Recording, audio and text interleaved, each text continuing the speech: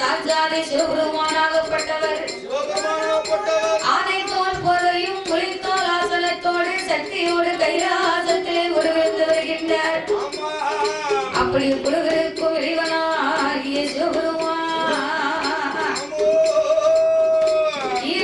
14 உலகத்தையும் இறைவன் படைத்து 224 புவனங்களையும் ஆண்டவன் படைத்து 7 சப்தாசாரங்களாகப்பட்ட கலைகளையும் படைத்து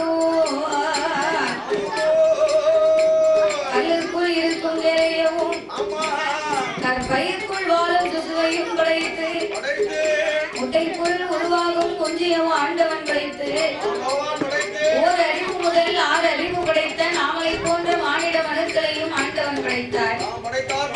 சிறிய உயிர் சிற்றெரும்பையும் பெரிய உயிர் மலை யானையும் ஆண்டவன் படைத்து ஈ எறும்பு யானை முதல் என்ன உண்ணா மனுக்கள் 84 லட்சம் கோடி ஜீவராசிகள் மரம் செடி கொடி பயிர் புல் பூண்டி இலை தாவரங்கள் ஆடு மாடு கன்றுகா ஆடைகள் அதனையும் படைத்து ஓர் அறிவு முதல் 6 அறிவு படைத்த நாமலை போன்ற மாநிலங்களையும் ஆண்டவன் படைத்தார் அல்லவா. இந்த உலகத்தை ஆண்டவன் படைத்தாலும் போறாரு. படைத்த நாமலுக்கெல்லாம் ஆண்டவன் எஞ்சான் உடம்பிலே ஒரு சான் வயிற்சியை கொடுத்திருக்கிறார். அந்த ஒரு சான் வயிற்றுக்கு தான் இந்த பாடு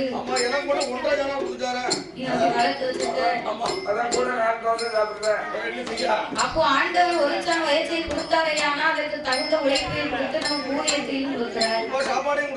அப்போ உலக மக்களுக்கு ஆண்டவன் படைத்த உலகத்தை நம்மளால பட்டினி போட முடியுமா? படைத்த உலகத்தை நாமல் படியிழந்து காத்து ரசிக்க வேண்டும் என்று காத்து ரசிக்கும் தாசாரி சிவபெருமான் படைத்த உலகம் எல்லாம் எப்படி படியிழந்தா தெரியுமா? படைத்த சிவன் உலகம் எல்லாம்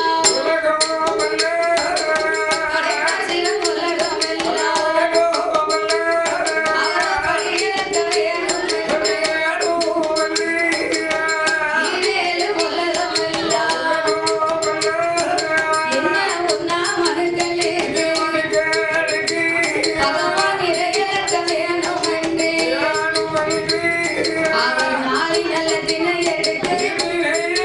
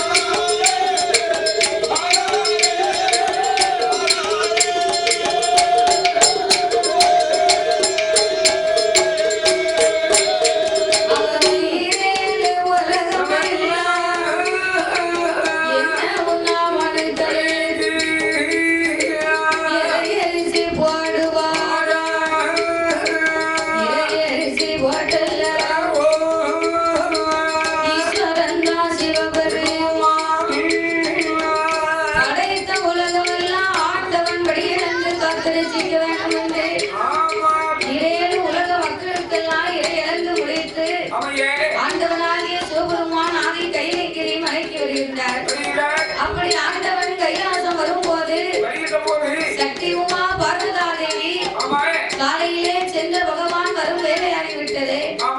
இறைவன் எப்போ வருவார் என்று சொல்லி பார்வதி எப்படி இருக்கிறார் தெரியுமா?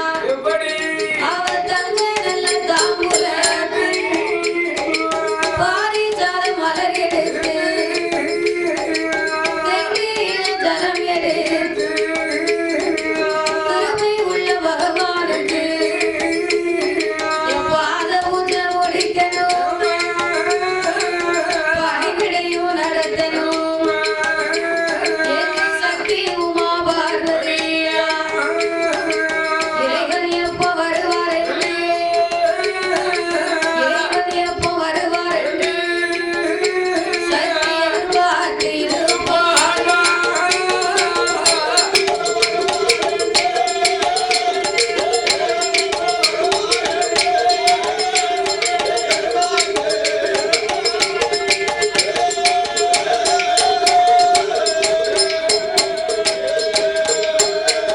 அப்போ படியளந்த பகவானோ கைலாசம் வாராரே,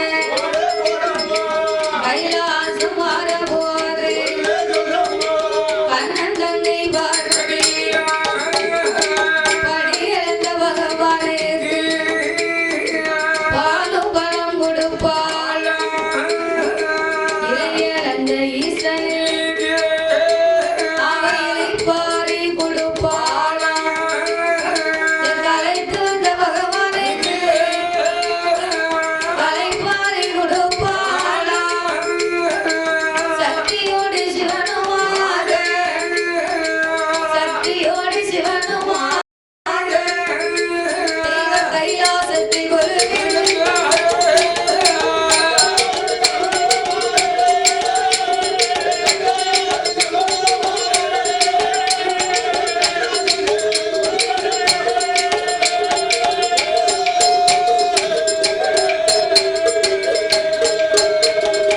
கலைப்பாரி இலைப்பாரி சக்தியோடு சிவனுமாக கைலாசத்திலே இருபேர்களும் கொழுவிருந்து வருகின்றார்கள். அப்படி இருபேர்களும் கைலாசத்திலே கொழுவிருந்து வரும்போது பர்த்தா பார்வதாதேவி ஆண்டவா பரம்பொருளே இரேக உலகமெல்லாம் இறையிறக்கும் இறைவார் படைத்த உலகமெல்லாம் நீங்கள் படியிறந்து வருகின்றீரே. அப்படி படியிறந்து வரும்போது பார் உலக மக்கள் எல்லாம் கடவுள் உங்களைத்தானே வணங்கி வருகிறார்கள். அப்படி கடவுள் சிவபெருமான் உங்களை வணங்கும் போது நீங்க எனக்கு தெரியாம யாரோ இரு பேர்களை நீங்கள் வணங்கி வருகின்றீர்கள். அவர்கள் இரு பேர்களும் யாரு? ஏன் நீங்கள் வணங்கி வருகின்றீர்கள்? என்ன காரணம்? உங்களிடம் அவர்கள் பெரியவர்களா உலகத்திற்கு? ஏன் அப்படின்னா உலகத்திற்கு நீங்க தான் கடவுள். நீங்க ஏன் இரு பேர்களை வணங்கி வர வேண்டும் இறைவா? இந்த ஆண்டவனை பார்த்து பார்வதி கேட்க, எம்மா பார்வதி, உலக மக்களுக்கெல்லாம் நான் கடவுளாக இருப்பேனேயாகி உலகத்தை நான் எப்படி காத்து வருகிறேன் தெரியுமா? ஒன்றோ ஒன்றாண்டி சிவ உடைய வருணாண்டிய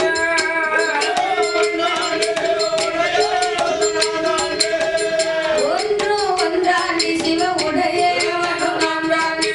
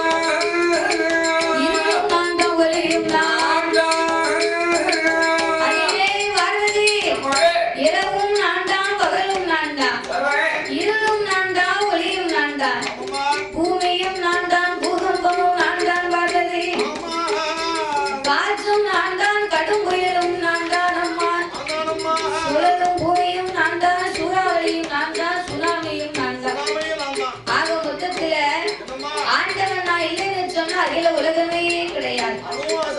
சிவன் இல்லை என்று சொன்னா சிவ உலகமே கிடையாது. வாழ்வது இந்த இறைவன் நானோ இல்லையா உலகம் கிடையாது. கடவுள் நானோ இல்லையா கலை உலகம் கிடையாது. ஆண்டவனோ இல்லையா ஆண்டவனோ இல்லையா இந்த அகிலமெல்லாம் கிடையாது.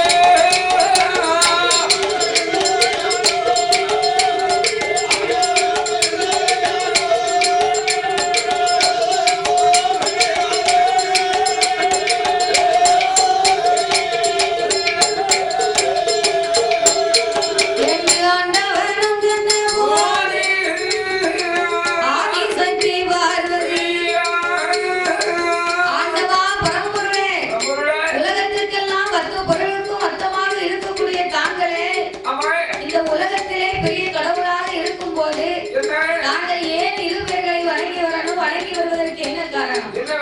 எம்மா பார்வதி, இப்படி உலகத்திற்கே 10 பொருளாக பகவான் நான் இருந்தாலும் இந்த உலகத்திலே காலையிலேயும் மாலையிலேயும் ஒளி கொடுப்பது யாரு?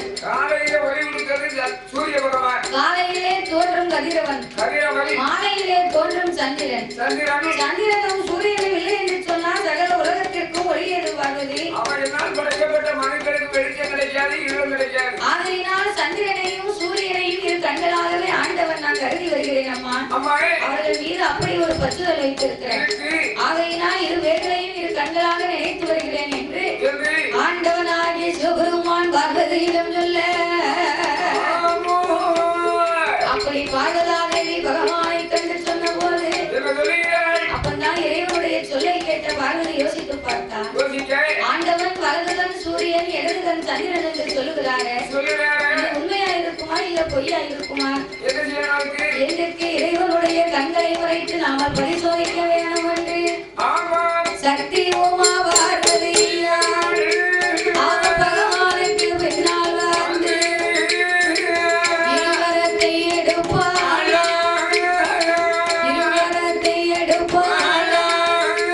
அந்த இறைவன் கண்ணை பொற்றுவாள்.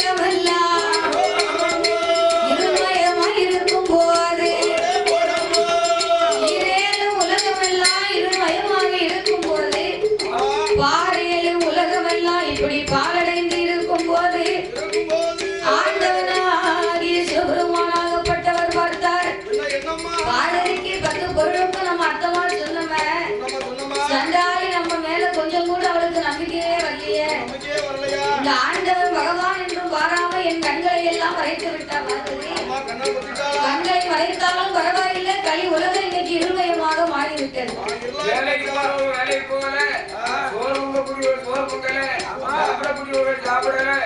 உலகத்தில் எந்த ஒரு இதுவுமே அதிசயங்கள் நடக்கவே இல்லையே. இருக்கிறத விட்டு இல்லாத தடவை நிற்காங்க. கொஞ்ச நேரம் கரண்ட் இல்லைன்னா நம்மளால இருக்க முடியல. அப்போ உலகத்திலே உலகம் முழுவதும் ஒரே இருள் மயமா இருந்துச்சுன்னா மக்களால என்ன செய்ய முடியும்? மாட்டேன். எப்பா நல்லா போச்சு. வாக்கு என்ன வரையா விக்கி.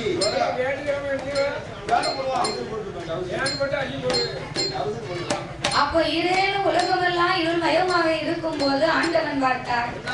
நாமல் படைத்த உலகமெல்லாம் இப்படி திக்குமுகம் தெரியாமல் திணறி தவிப்பார்களே.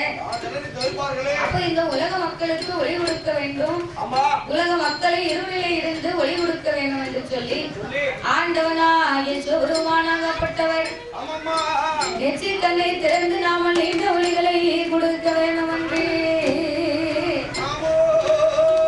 ஆண்டவன் என்ன செய்கிறார் தெரியுமா? ஆண்டவன் தான் பகவான், ஆண்டவன் தான் பகவான்.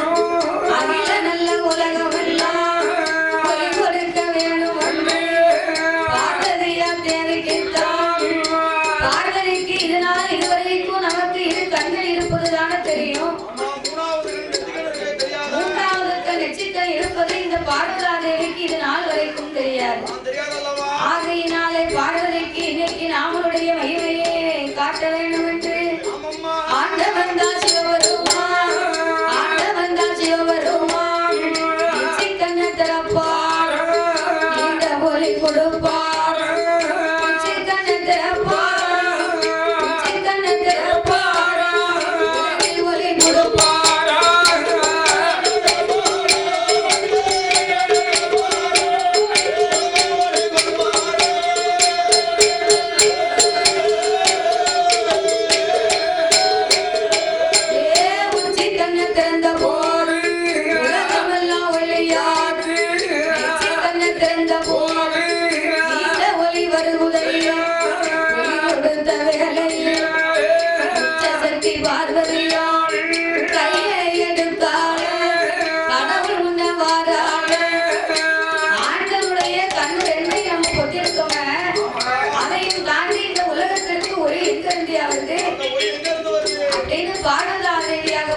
கையை எடுத்தால் கடவுளுக்கு முன்னாலே வந்து பார்த்தான். கையை எடுத்து கடவுளுக்கு முன்பாக அவனை வந்து பார்க்கும் போது இறைவனுடைய நெற்றிக்கண் மகிமையை கண்ட பார்வதா தேவி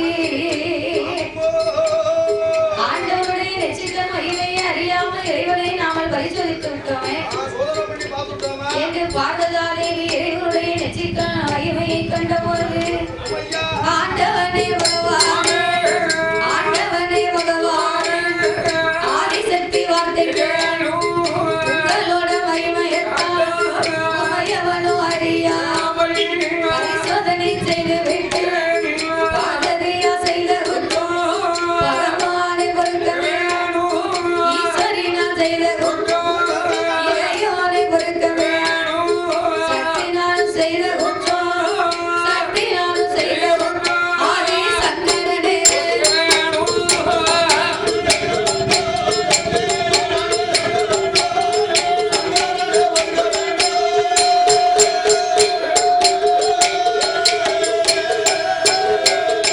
அங்கே பார்வதியின் சொன்ன போது பகவானும் ஏது சொல்வார்? ஏடி அம்மா பார்வதியே, என்னுடைய வார்த்தை கேளு. அடியே பார்வதி, இறைவன் எத்தனை சொல்லியும் என் மேல உனக்கு நம்பிக்கை வரலையே. இதுவரைக்கும் உலகம் தோன்றிய நாள் முதலாக உமையவள் என்னோடு இருந்து என்ன பயன் இருக்கிறது? என் மீது உனக்கு நம்பிக்கை இல்லை என்று சொன்னா ஏன் பார்வதி என்னோடு இது நாள் வரைக்கும் இருக்கின்றாய்? ஆண்டவா பரம்பொருளே, உன்னுடைய மகிமையை அறிந்து கொள்ளத்தானையா நான் பார்வதி இப்படி ஒரு தவறை செய்து விட்டேன். பார்வதி நான் செய்த குற்றத்தை என் பகவானே பொறுக்க வேண்டும், சக்தி நான் செய்த குற்றத்தை என் சங்கரனே பொறுக்க வேண்டும் என்று கேட்க பார்வதி அப்படி கேட்கும் போது ஆண்டவன் ஆங்காரம் கொண்டு கண்களை திறந்ததுனால ஆண்டவனின் கண்ணிலே இருந்து அக்கினி பொறிகள் பறந்து ஆண்டவனுக்கு அங்கமெல்லாம் ஒரே வேர்வை. ஆண்டவனுக்கு அங்கமெல்லாம் ஒரே வேர்வை சொன்னா காட்டாச்சு வெள்ளமா கரை புரட்டு கைலாசத்திலே வருகிறது. அப்பதான் இறைவன் பார்த்தார், நாமுடைய வேர்வையே ஒரு உப்பு தண்ணி, அது உலகத்திலே கலந்தா உலக மக்களுக்கெல்லாம் உயிர் செல்ல வரும். அப்படியானால் நாம என்ன செய்ய வேண்டும்? 1008 சடாமுடியிலே ஒரு முடியை உடைத்தார் ஆண்டவன். அதை அங்கமெல்லாம் துவட்டி ஆண்டவன் ஒரு கொண்டை கட்டாகவே கட்டினார்.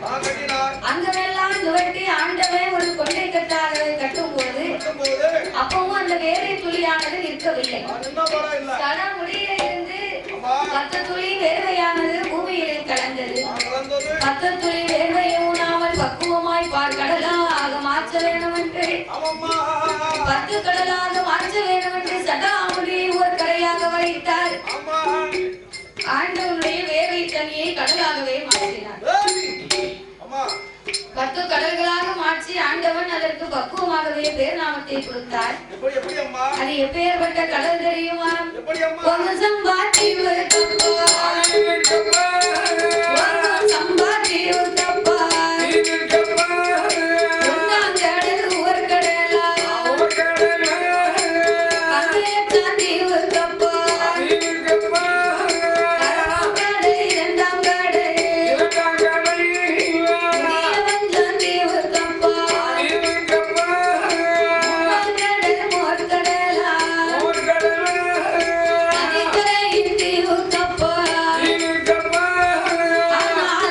நல்ல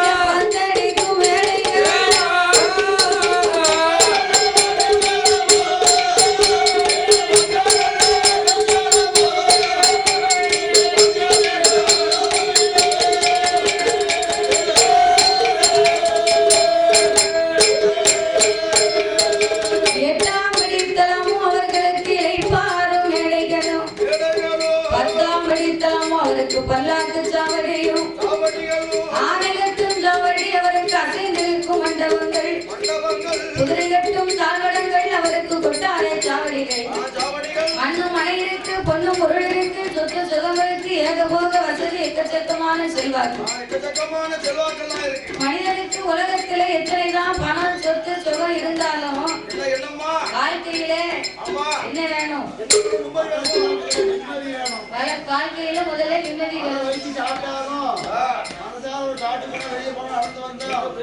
சந்தோஷம் வந்தா நடந்து முடியும். மனசு நிம்மதி சந்தோஷம் இந்த காரியமே செய்ய முடியும்.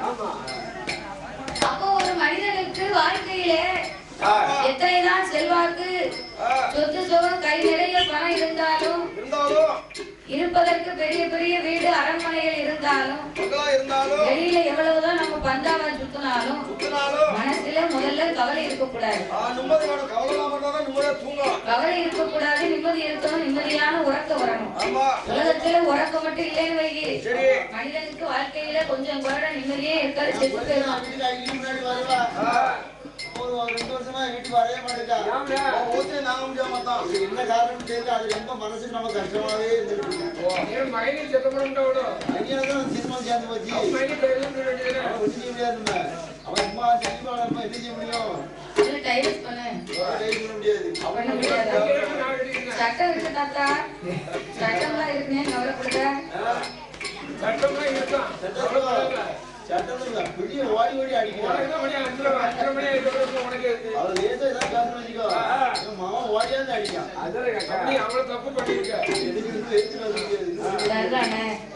அப்போ மனிதனுக்கு மனதிலே உறக்கம் இருக்கும். உறக்கம் இருந்தா தான் முதல்ல நிம்மதி வரும்.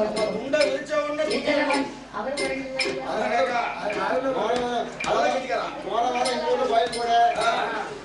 என் வீட்டுக்காரி எனக்கு பொட்டை 2 பொட்டை பிள்ளை மொத்தம் 3 பேரு. 3 நேரத்துக்கு கொடைக்கு ஆளுக்கு 400 ரூபாய் பூ வாங்கி கொடுத்துருக்கேன். கொஞ்சம் வந்துடா அதெல்லாம் வந்து கிடையாது. 4 பொட்டை வச்சிருக்காங்க. 2 பொட்டை பிள்ளை என் பொட்டாட்டி எடுத்து 3 வந்துட்டு ஆளுக்கு 150 ரூபாய் 400 ரூபாய் பூ ஒரு நேரத்துக்கு கோயில் கொடைக்கு 500 ரூபாய் கணக்கு வச்சு போய் 3 நேரத்துக்கு கொடைக்கு 1500 ரூபாய் பூ மட்டும் செலவாகி போச்சு. வீட்டுல கேட்டேன், என் பிள்ளை நீங்க 1000 ரூபாய் பூ வாங்கி வச்சுக்க தெரியல, எனக்கு ஒரு பாட்டிலுக்கு 150 ரூபாய் ஒண்ணு கேட்டேன். தலைமுடன் சுரஜை போட்டு 20 சொல்லிக்கிட்டா. அதை கூடு விடணும். அந்த ஏரியா போகணும் போய் ரொம்ப நாள் ஆச்சு. அதை போட்டு போய் ஆபத்துட்டு இருக்கேன். கிட்ட போக முடியாது. அப்போ மனிதனுக்கு வாழ்க்கையிலே நிம்மதி இருக்கணும், சந்தோஷம் இருக்கணும்னா உறக்கம் வரணும். உறக்கம் வரணும்னா அவரை மாதிரி இருந்தா தான் நல்லா வரும். அந்த உலகத்தை மட்டும் தான் உருப்படியா பண்ணிடுறாங்க. அதையும்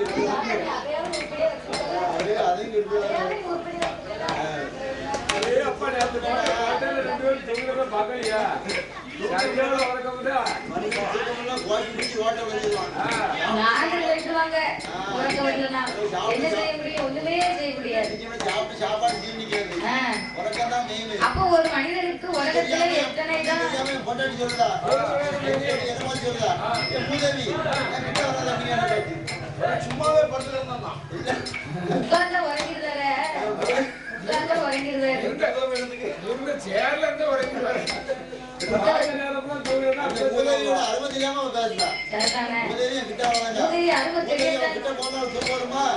அருமை தெரியத்தான் செய்யும். அவருக்கு கொஞ்சம் அளவு இருக்கலையா?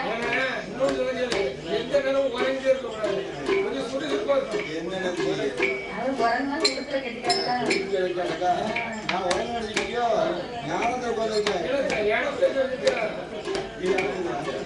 அப்ப இந்த உலகத்திலே நாகராஜனுக்கும் நாகக்கண்ணிக்கு ஏற போக வசதி எக்கச்சக்கமான சொத்து சொகம் மண்ணுமான பொண்ணும் பொருள் இருந்தாலும் இந்த செல்வத்திற்கெல்லாம் சிறந்த செல்வம் என்ன செல்வம்? அவர் சொன்னது மாதிரி அவர் கொழுந்தியாங்க நீ கொண்டாட்டியோ? அவதான் 3 வேளையும் வந்து சோறப்படுதா? அவன் 3 வேளையும் வந்து சாப்பாடு கொண்டு தரலாம். நீ கரிச்சடி வேலையும் அலையணும். 3 வேளை சாப்பிட்டா வீட்டுக்கு போனது தாராள பட்டினி போடுறாரா? போடுவா போடுவா.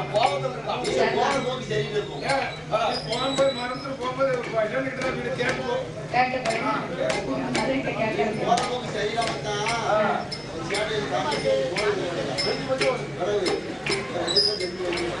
அப்ப இந்த உலகத்திலே ஒரு மனிதனுக்கு செல்வாக்கிலே சிறந்த செல்வம் நீ கொண்டாடி செல்வம்னு சொல்லுவேன்.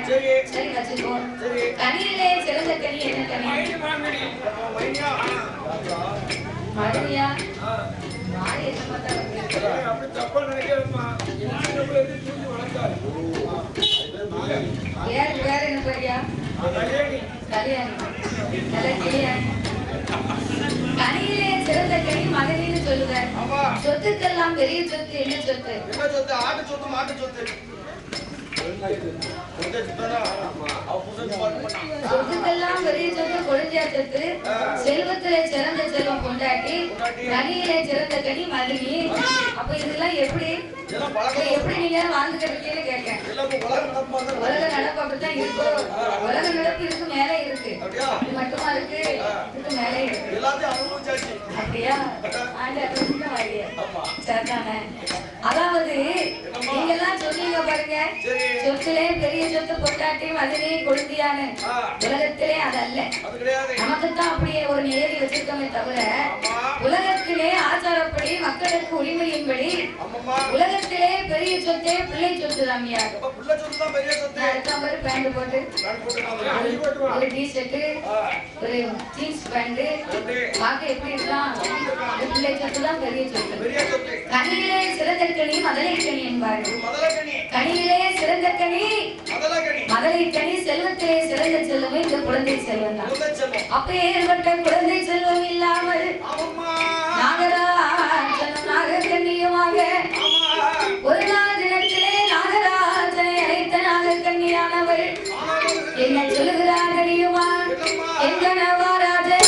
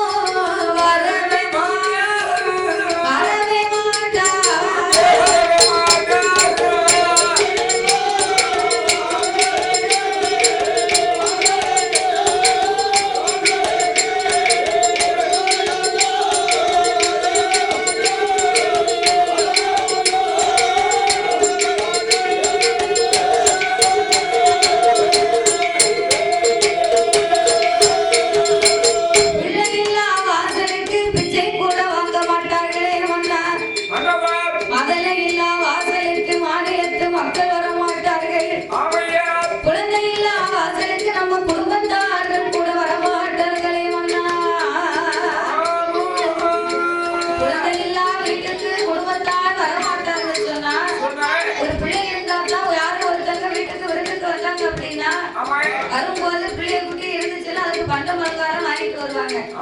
பிள்ளை இருந்துச்சு அப்படின்னா மிட்டாய் பெட்டி வாங்கலாம். ஓலைப்பெட்டியில வேகமுள்ள பண்டம். ஆனா இப்ப உள்ள நேரத்துல கேக்கு டப்பா.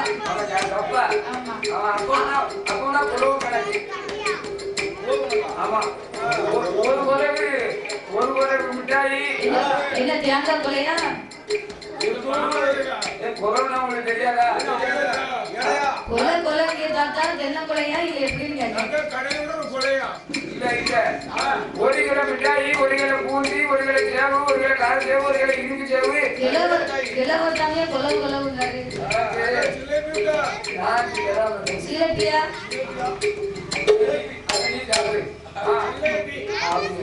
அப்ப அந்த காலத்துல முட்டாய் குட்டி தான் வாங்கிட்டு போவாங்க சின்னஞ்சிறு பிள்ளைகளுக்கு. அப்போ போற வீட்டுல பிள்ளை குட்டி இருந்துச்சுன்னா ஒரு ஆளு சொல்லும், 4 பிள்ளைகள் இருக்க சும்மா போனா நல்லா இருக்குமா, 2 முட்டாய் குட்டி வாங்கிட்டு போங்க ஒரு ஆளு சொல்லும். பிள்ளை இருந்தா சொல்லுவாங்க, பிள்ளை இல்லைன்னா வேணும்னு வாசப்பட்டு வாங்கிட்டு போனோம் நினைச்சாலும் கூட வரவங்க என்ன சொல்லுவாங்க, அது பிள்ளையா கொல்லியா வாங்கிட்டு போட்டு திங்க யாரு இருக்கா, ஒரு பிள்ளையாக போய் கிடக்கான் அவன் அள்ளியடி திரும்ப அவனுக்கு ட்ரைன் பண்ணி போடவா அப்படின்னு சொல்லுவாங்க. எதை எடுத்தாலும் ஒரு கிழமை ஆமா 2 பையிலையும் 2 கையில கொண்டு போவான். போய் ஆட்டால் போய் இறங்குவா 2 பேரும். என் கொள்கைய வந்து என் வீட்டுக்காரிக்கு பைய கொடுக்க வருவா. உங்ககிட்ட இருக்குதா? என்கிட்ட இல்லையா? வீட்டுக்காரிக்கு வந்து அவன் தங்கச்சி கொடுக்குவா. கொடுக்கும்போது வேணா தெரியுமா ஒரு எந்த பைய கொடுக்க வர அப்படின்னு சொல்லி மேல தவளை கொத்து தெரியுமா, அந்த பழைய காலத்து வீட்டுகள் எல்லாமே கொத்து இந்த தவளை கொத்து மாதிரி இருக்கும். அதுல கொண்டு கொத்து வச்சுருவாங்க. கொத்து வச்சுட்டு 2 நாளைக்கு நல்லா சாப்பிடுவோம். அவனே என் குழந்தைய நினைப்பா, எப்படியாவது நம்ம பிள்ளைகள் உழைச்சி கொடுப்பா, நம்ம கொஞ்சம் உழைச்சி கொடுப்பா நினைப்பா. என் வீட்டுக்கார இல்லைங்களா நான் சொல்லுவேன், இதை கொடுத்தா நட்டுப்பேன். ஏன் மனுஷன் அறிவு இருக்க இவன்கிட்ட கொடுத்துட்டு இவன் கேட்டீங்க நம்ம பிள்ளைய கட்டியா இருக்குல்ல, யாரும் வெளியே பார்க்கிறவங்களுக்கு நம்ம பலகாரம் வாங்கி போற மாதிரி தெரியணும். ஆனா வரும்போது அதே பலகாரத்தை கொண்டு வந்துருவாங்க. ஆட்சியையும் பெரிய அழகாக அந்த வீட்டுக்கு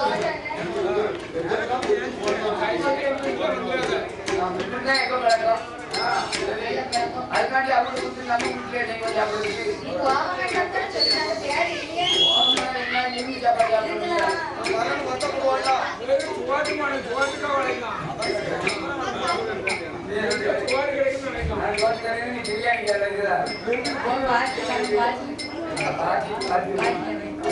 அப்ப இப்படி எல்லாம் இந்த உலகத்துல நடக்குமே மன்னா, பிள்ளை இருந்தா தானே நம்ம 4 பேர் நாளைக்கு மதிப்பாங்க, பிள்ளை இல்லைன்னா 4 பேர் நம்மள மதிக்க மாட்டாங்க அப்படின்னு சொல்லி நாகராஜனை அழைத்த நாளுக்கண்ணியாகப்பட்டவள் மனதிலே மனக்கவலை கொண்டு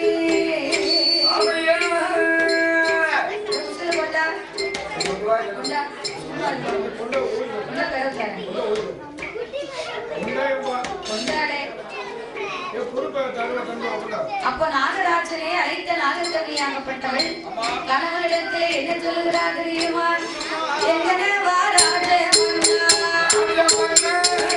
எங்கனவா ராஜமன்னா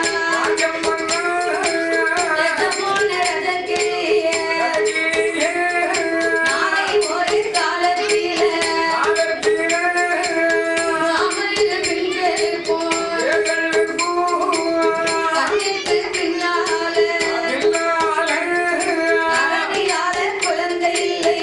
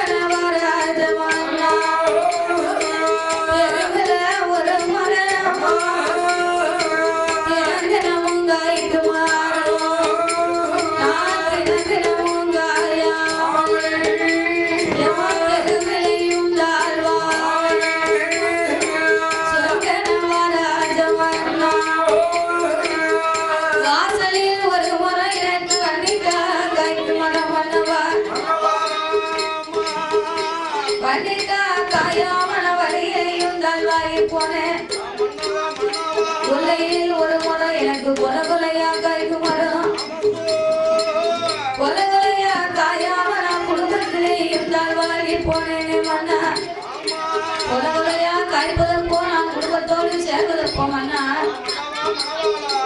அப்படின்னு சொல்லி நாகக்கண்ணி கண்ணீர் கவலையுமாக